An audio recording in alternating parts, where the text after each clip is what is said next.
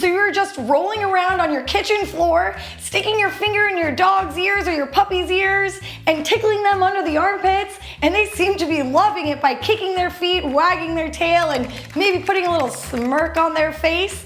And you wondered, is my dog ticklish? So you went to the internet and found me, Dr. Lindsay, a veterinarian, to answer your silly question if a dog is ticklish or not.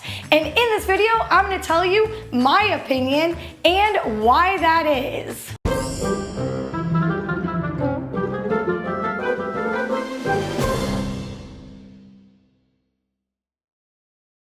So there's no surprise that research has confirmed that dogs are ticklish on the soles of their feet, or should I say paw pads, behind their ears, along their necks, along their rib cage, their stomachs, and their armpits. Now take a moment to think about how you feel when you're tickled. The tickle response is complex. It's a mix of a painful feeling and a pleasurable feeling that creates some insane laughter in humans or uncontrollable laughter. It's a weird feeling, right? That's why we all think it's so funny. So why are dogs ticklish in certain areas? And there are two theories. The first one is they're vulnerable in those certain anatomical sites, like their neck or their ribs and their armpits, which I'll get to in a bit. And then also it's a defense mechanism. If you go and you tickle them on their ribs or grab them, they're gonna jump back to get out of the way.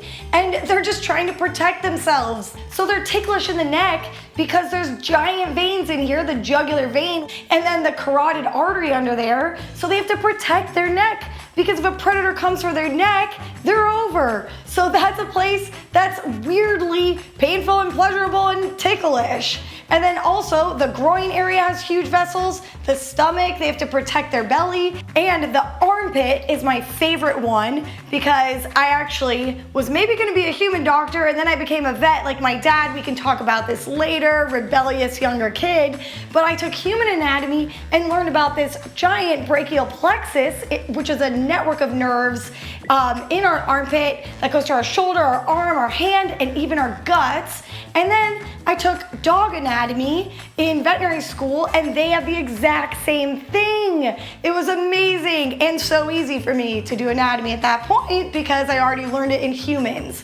But this area has all those nerves, so when you go and grab it or tickle in this area, it is a very weird feeling for both humans and dogs. So in my opinion, yes, dogs are ticklish the exact ways that we are, and they get the same feelings.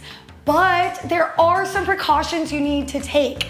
I do not recommend trying to bond with a rescue dog that you don't know or you haven't grown up with as a puppy that's older. You don't want to go tickle them like you would a puppy that you just got and it's a baby and it can't hurt you. And baby animals, like baby humans, have a more playful, ticklish vibe to them versus an adult animal or an adult human, right? You might be some sort of offender if you go and try to tickle some adult you just met.